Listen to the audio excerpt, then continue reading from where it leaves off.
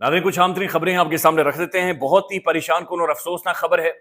पेशावर से खबर आ रही है नाज़रीन, एफसी के हेडक्वार्टर के ऊपर हमलावर हुआ है और बताया जा रहा है कि तकरीबन 3 खुदकुश हमलावर, एक ने गेट को उड़ाया और 2 अंदर चले गए। कंपाउंड में एफसी के जवानों ने भरपूर मुकाबला किया, उन्हें मार दिया। लेकिन एफसी के भी कुछ जवान नाज़रीन शहीद हुए हैं। यह बड़ा खौफनाक हमला है। यह खबर पख्तूनख्वा के दारुल हुकूमत में पैरामिलिट्री फोर्स के हेडक्वार्टर के ऊपर नाज़रीन आकर हमला हुआ है। इससे पहले इस्लामाबाद के अंदर अटैक हुआ था और अब पेशावर के बिल्कुल सेंटर में हो रहा है। तो ये चीजें नाज़रीन बदकिस्मती से फैल रही हैं, दहशतगर्दी सर उठा रही है और खौफनाक हद तक जा रही है, खौफनाक हद तक जा रही है। ये नाज़रीन अब एक नेशनल पॉलिसी की, कौमी पॉलिसी की जरूरत है और हमें कब इस चीज का इदराक होगा और कब इस चीज की समझ आएगी, मेरे ख्याल में जब हम शायद फारिग हो जाएंगे थोड़ा सा हरिपुर में फॉर्म 47 मैनेज करने से, शायद हम थोड़ा सा बाहर निकल आएंगे कि मरीम साहबा ने वन साइडेडली सिर्फ एक बंदा भाग रहा था, एक ही कैंडिडेट भाग रहा था, उसके जीतने पर जो इतनी लंबी चौड़ी प्रेस कॉन्फ्रेंस की और जजेस को, एक पार्टी को, इमरान खान को बिल्कुल लथेड़ कर रखा है। जब हम वाकईतन इन सारी चीजों से निकलकर, इन सारे कहानियों से निकलकर, जो कि रियलिटी बेस्ड ही नहीं है, आपको और मुझे और हम सबको पता है कि 13 कॉन्स्टिट्यूएंसी से जहां पर इंतखाबात होने थे, हरिपुर या फिर जो हमारा साहब के वालिद जहां पर खड़े थे, उसके अलावा कहीं पर भी आपको कंपटीशन ही नजर नहीं आया। बाइकआउट था, तहरीक इंसाफ का बाइकआउट था, कैंडिडेट बाहर ही नहीं निकले नाज़रीन। 5%, 10%, 8%, 12% खाली टर्नआउट था। उसे ग्लूकोज लगाना पड़ा, लिटरली खींचकर, रस्से डालकर खींचकर ऊपर लाना पड़ा कि ताकि किसी तरह से इतना टर्नआउट को कम से कम दिखाया जा सके कि जाली जमहूरियत का एक झूठा जो एक चादर है, वो लिबादा है, वो कम से कम किसी तरह से उड़ा जा सके। लेकिन अब नाज़रीन सुबह के वक्त ये सूरत हाल देखें कि पेशावर के अंदर एक अहम तरीन इदारे की हेडक्वार्टर तक दहशतगर्द पहुंच रहे हैं और वो हिट हो रहा है। ये बहुत खौफनाक खबर है, ये बहुत खौफनाक खबर है नाज़रीन। ये सेंसिटिव खबर है और इसके ऊपर एक नेशनल लेवल की पॉलिसी बननी चाहिए। लेकिन हमने नाज़रीन ज़ाहिर है हरिपुर भी जीतना है, हमने सारा पंजाब भी जीतना है, हमने तरामीमें भी करनी है, हमने जजेस को भी मैनेज करना है और हमने दूसरी तरफ नाज़रीन सोहेल खान अफरीदी साहब को वल्नरेबल करना है। सिद्दीक जान साहब ने एक बड़ा जबरदस्त ट्वीट लिखा है और ये बात दुरुस्त भी है। जब साफियों के साथ मुलाकात हुई थी सोहेल खान अफरीदी साहब की, तो उन्होंने बार बार इस बात की तरफ इशारा किया था। सोहेल खान अफरीदी साहब ने कहा कि मुझे बतौर वज़ीर आला सबसे ज्यादा दुख और अफसोस उस दिन हुआ जब मैं अडाला जेल के बाहर मौजूद था, तो वहां पर एक साफी को भेजकर मुझसे सवाल करवाया गया कि क्या आप पाकिस्तान से अलहदगी चाहते हैं? क्या आप पाकिस्तान से अलहदगी चाहते हैं? यह सोहेल खान अफरीदी से सवाल पूछा गया।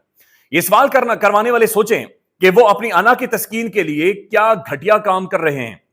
आप अपने जाती मकासद और मुफाद के लिए किस हद तक गिरेंगे? हम पाकिस्तानी हैं, हमारा सब कुछ पाकिस्तान में है। इमरान खान से इश्क की वजह ही सिर्फ यह है कि हम समझते हैं कि वो पाकिस्तान के साथ मुखलिस है। हम पाकिस्तान की बात करते हैं और सवालात करवाए जा रहे हैं कि हम पाकिस्तान से अलग होना चाहते हैं। यह बहुत अफसोस की बात है। पाकिस्तान मुझसे, मैं पाकिस्तान से हूं। जो पाकिस्तान से अलगगी की बात सोचेगा वो गद्दार है। पाकिस्तान को नुकसान पहुंचाने वाला और कमजोर करने वाला भी गद्दार है। पाकिस्तान से मोहब्बत हमें घुट्टी में मिली है। पाकिस्तान से मोहब्बत हमारे खून में शामिल है। हम परचम को चूमते हैं, कौमी तराने का एहतराम करते हैं। सोहेल खान अफरीदी। लेकिन नाज़रीन पाकिस्तान के मखसूस टाउट्स के जरिए, मखसूस नाज़रीन बेशरम साफियों के जरिए या यूट्यूबर्स के जरिए पाकिस्तान के अंदर 70-78 जो मुख्तलिफ डिजिटल मीडिया के प्लेटफॉर्म शुरू करवाए गए, उनका मकसद यह है कि सोहेल खान अफरीदी और खैबर पख्तूनख्वा को एंटी स्टेट या रियासत मुखालिफ साबित करने की कोशिश करना है। वो विजुअल्स नाज़रीन आपको दिखाते हैं जहां पर एफसी के जो जवान शहीद हुए हैं, वहां पर फौरी तौर पर सोहेल खान अफरीदी साहब पहुंचे हैं और नमाज जनाजा में उन्होंने बाकायदा से शिरकत की है। ये देख लें।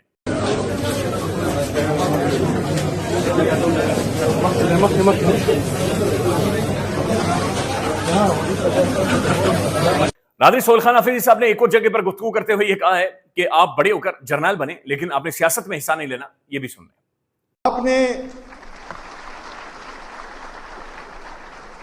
आपने इनको बताना है कि अगर फर्ज करें आप में से कोई भी जर्नल बने तो बराए मेहरबानी सियासत में मुदाखलत नहीं करना, जो आपका काम है वही करना।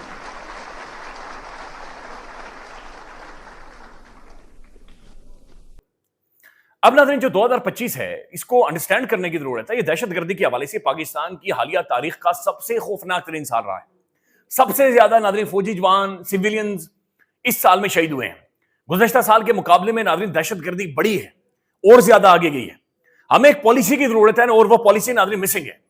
यानी हर बंदे ने या हर जो अथॉरिटीज हैं उन्होंने 1.5 इंच की अलग मस्जिद बनाई हुई है, लेकिन हम एक राइट डायरेक्शन में सबको मूव होते हुए, प्रोग्रेस करते हुए नहीं देख रहे। और ये बात याद ज़हन में रखें कि ये दहशतगर्दी हमारे दरवाजे तक पहुंच चुकी है, नाज़रीन, हमारे घरों तक पहुंच चुकी है। इस्लामाबाद में कचहरी हिट हुई है, पेशावर हिट हो चुका है, बलूचिस्तान और खैबर पख्तूनख्वा 2 इलाके नाज़रीन, बल्कि 2 हमारे सूबे नो गो एरियाज बन चुके हैं। ये चीजें डैमेज कर रही हैं, कोई इन्वेस्ट नहीं करेगा, कोई आपके मुल्क में नहीं आएगा, आपकी जुडिशरी बर्बाद हो गई है, कोलैप्स कर गई है। लिहाजा ये अंडरस्टैंड करने और समझने की जरूरत है। अब ना पंजाब के अंदर जो बाइकआउट हुआ है, ये बड़ा खौफनाक बाइकआउट है। वोटर बाहर निकला ही नहीं, लोग बाहर आए नहीं।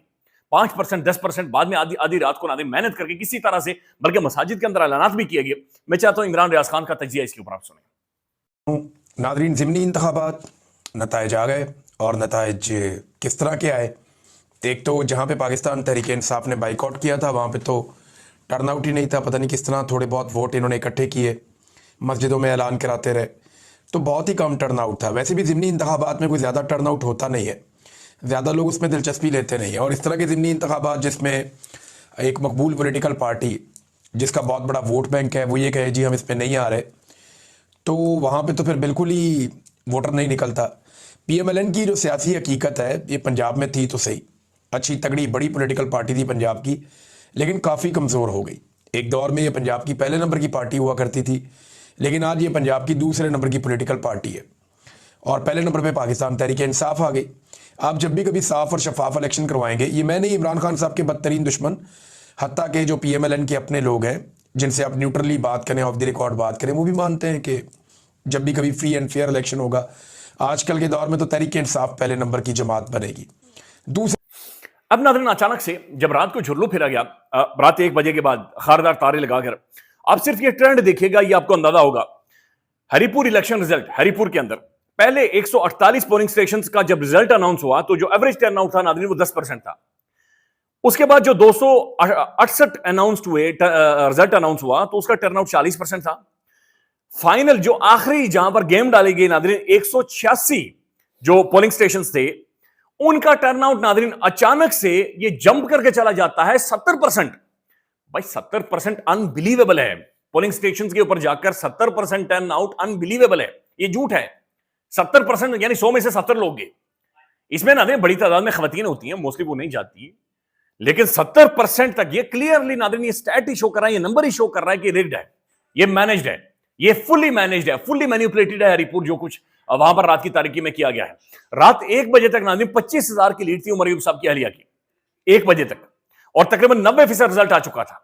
उसके बाद नाज़रीन रिजल्ट आना रुक गया। अच्छा, यहां पर नाज़रीन देखने की जरूरत है, तहरीक इंसाफ के जो ओहदेदारान हैं उन्हें भी देखने और समझने की जरूरत है। भाई आपको पता था, पाकिस्तान के हर बच्चे को पता है, फॉर्म 47 का दौर है, सर्कस यही लगना है, इसी तरह तरीके से मैनेज होना। आपके पास पॉलिसी क्या थी, आपके पास स्ट्रैटेजी क्या थी, आपने कैसे इस चीज को काउंटर करना है, आपने कैसे अपने इलेक्शन को निकालना है, अपनी लीड को बचाना है, इस मार्जिन को आपने सेव करना है। यह नाज़रीन होता हुआ हमने नहीं देखा। फिर दूसरी बात यह है कि नाज़रीन इमरान खान साहब कई दफा इन्हें यह बता चुके हैं कि हमें खैबर पख्तूनख्वा में भी फॉर्म 47 के जरिए हराया जाएगा, आप ना जाएं इलेक्शन में, आप ना जाएं इलेक्शन में। और फिर नाज़रीन खान साहब ने यह कहा था कि उमर अयूब साहब की अहलिया के बजाय वहां पर किसी नौजवान को आप टिकट दे दें, लेकिन उसके बावजूद नाज़रीन पुश किया गया, नहीं नहीं नहीं नहीं, इन लोगों को सजाएं हुई है, इनका जो मुराल है वो गिर जाएगा, लिहाजा उनकी अहलिया को दे दें। और फिर नाज़रीन आखिर में जाकर 25,000 की जो लीड थी उसे भी ये सेफगार्ड नहीं कर सके, उसे भी ये बचा नहीं सके। अब खाली ट्वीट कर रहे हैं या फॉर्म 45 उठाकर इतने बड़े बड़े दत्थे लेकर नाज़रीन ये घूम रहे हैं, तो वो दत्थे लेकर घूमते रहे, प्रेस कॉन्फ्रेंसेस करते हैं, टॉक शॉक करते रहे, लेकिन टॉक शॉक के अलावा जो नून लीग को सीटें देनी थी वो नाज़रीन मिल चुकी हैं। इसके ऊपर अमीर अब्बास साहब ने नाज़रीन इस पूरे ज़िमनी इंतखाबात का खुलासा किया है, और यही असल हकीकत है जिसकी वजह से यहां पर सारी ये गेम डाली गई थी। अमीर अब्बास साहब कहते हैं इलेक्शन चोरी हुआ है, सीने पर हाथ मारकर चोरी हुआ है, बेशर्मी और ढिठाई से चोरी हुआ है। PTI के अरकान को इंतकामी मुकदमात में नाअहल करने का सिलसिला शुरू ही इसलिए किया गया था ताकि इन नशिस्तों पर ज़िमनी इंतखाबात करवाकर नून लीग को वफादारी का सिला दिया जाए और पार्लियामान को और मजबूती से कंट्रोल किया जा सके, क्योंकि नून लीग तो निजाम की सहूलतकारी की गैर मशरूत मुआहिदा कर चुकी है। यह मुआहिदा यहां तक जा चुका है कि अगर रियासत नून लीग को कायनात का कोई नामुमकिन काम करने का भी कहे तो नून लीग बगैर सोचे 2 कदम आगे जाकर करने को तैयार हो जाएगी। मुर्दों को भी यह सारा खेल अव्वल व आखिर तक नजर आ रहा है, लेकिन जिंदा दानिश्वरों और साफियों की आंख पर मुफादात और बुग़्ज़ की ऐसी चर्बी चढ़ी हुई है कि वो जानते हुए भी इस खेल के सहूलतकार बन में, और ये नाज़रीन गलत बयानी नहीं कर रहे, बिल्कुल ठीक बात कर रहे हैं। असद तूर साहब नाज़रीन ऐसे दानिश्वरों या ऐसे नाज़रीन जिनकी आंखों में चर्बी चढ़ी हुई है, उन चर्बी वाले लोगों के बारे में क्या करें, ये सुन लें आप। अगर जस्टिस मंसूरी शाह को अपनी अहलिया को बताने था कि वो फैसला देने जा रहे हैं और वो फैसला मुबैना तौर पर उनकी अहलिया की ख्वाहिश के मुताबिक इमरान खान के लिए फैसला है, तो उनको उसके लिए अपनी बीवी को भी टेक्स्ट करके बताने की जरूरत है। तो उनको तो सुबह जब वो फैसला सुनाने के लिए निकला था सुप्रीम कोर्ट, एक रात पहले फैसला लिखा जा चुका था, 2-3 दिन पहले वो फैसला बताया जा चुका था। जो फुल कोर्ट बैठा हुआ था, उन्होंने जजेस कमेटी में मीटिंग की थी, वहां पर जस्टिस मंसूर शाह, जस्टिस वगैरह अपनी अक्सरियत बता चुके थे, काजी फैसला को पता चल चुका था, अक्सरियत में रह चुके हैं जस्टिस मंसूर शाह और इनके साथी जजेस इस वक्त अक्सरियत में है। और फिर उन्होंने कहा कि ठीक है, आप करें अपना फैसला अनाउंस। तो इतना कुछ हो चुका था, उसके बाद उन्हें अपनी एहलिया को टेक्स्ट करने की जरूरत थी। Like does that make any common sense? और हमारे जो ये साफी जो बहुत ज्यादा एजेंसियों के बूट पॉलिश करते हैं, वो जो कह दें तो ये कहते हैं कि ये कुरान हदीस है हमारे लिए, क्योंकि इनके खुदा वो वर्दी में है, इनको ऊपर वाले को कोई जवाब नहीं देना। ठीक तो ठीक है, अपनी इनकी है, जैसे लोग बुतों की भी तो पूजा करते हैं लोग। आखिर में नाज़रीन, मैं आपको मरीम साहबा ने एक प्रेस कॉन्फ्रेंस की और जहां पर वो कह रही है कि अब ना तो जनरल फैज हमीद फैज वाले जजेस मौजूद हैं और ना ही ये बयानिया चला है, और 2018 में नवाज शरीफ की हुकूमत गिराई गई। 2018 में नाज़रीन नवाज शरीफ की हुकूमत 16-17 में गिराई गई मियाँ साहब की। उसके बाद दिन उन लीग की हुकूमत थी। शाहिद खक्कर अब्बासी को तो डिसऑन करती है ना, वो कहते हैं मियाँ साहब साइड लाइन हो गए। और उसके बाद पीडीएम की जो गवर्नमेंट आई और अभी तक पीडीएम जारी है, ये कोई नाज़रीन मेरे ख्याल में 3-4 साल हो गए। उसके ऊपर आकर उनकी सुई अटक जाती है वहां पर कि 5300 अरब रुपए कौन खा गया, उस पर बात नहीं करनी 2018 से पहले। ये नाज़रीन मरीम साहबा को सुन लें, ख्याल रखिएगा। अल्लाह हाफ़िज़। तरक्की करता हुआ पाकिस्तान, जिसमें सीपैक बन रहा था, जिसमें बिजली के कारखाने बिजली बना रही थी, दुनिया पाकिस्तान की तरफ देख रही थी, स्टॉक मार्केट रिकॉर्ड्स तोड़ रही थी, जो भी इकोनॉमिक डेवलपमेंट थी वो पूरी दुनिया देख रही थी, इतराफ कर रही थी, महंगाई कम हो रही थी। फिर उसको अचानक निकाल दिया गया और उसके बाद जो नैरेटिव की सियासत ने पाकिस्तान को दिया, और वो नैरेटिव अगर किसी सच्चाई पे बेस्ड हो, उसको नैरेटिव कहने का हक है। जो आज हम अगर नैरेटिव भी साथ, परफॉर्मेंस से बेहतर कोई नैरेटिव हो ही नहीं सकता।